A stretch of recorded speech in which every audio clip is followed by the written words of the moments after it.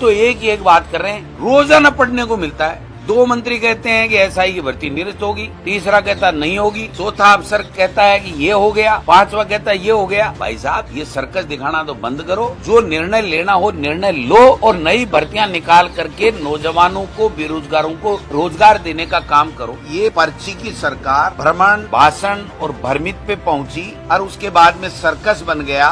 मंत्रियों ने इस्तीफे दे दिए। भारतीय जनता पार्टी के प्रदेश मुख्यालय में बैठ करके कैबिनेट मंत्री ये एक हाथ जोड़ के कहता है कि मुख्यमंत्री जी, मैं आपसे निवेदन करता हूं, मेरा इस्तीफा स्वीकार कर लो। एक दिन मंत्री की लेटर पैड पे साइन करते हैं, दूसरे दिन विधायक पे करते हैं। मंत्रिमंडल की बैठक में शामिल होते हैं तो जनता ये मानती है कि वो मंत्री हैं और दूसरे दिन कहते हैं मैं तो एसआई पेपर की भर्ती निरस्त कराने गया था, मेरा मंत्रिमंडल से कोई वास्ता नहीं है। तो इसलिए लोग बागों के एक जुबान पे आ गया कि ये सर्कस है।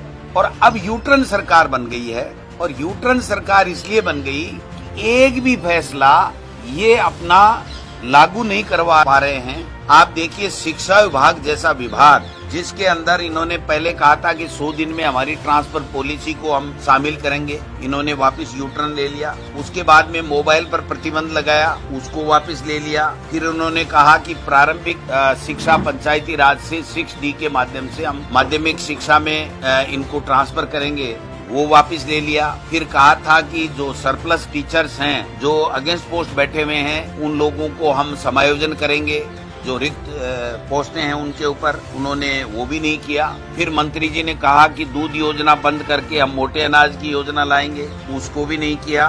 और कल तो हद ही हो गई जब एक ट्रांसफरों की लिस्ट आई और 3 घंटे बाद में वो निरस्त हो गई।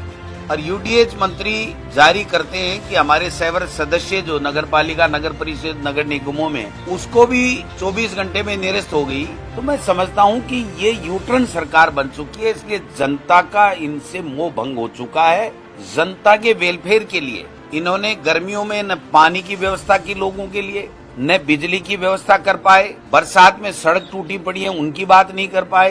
बरसात में किसान की फसल खराब हो गई, उसका मुआवजा की बात नहीं कर पाए।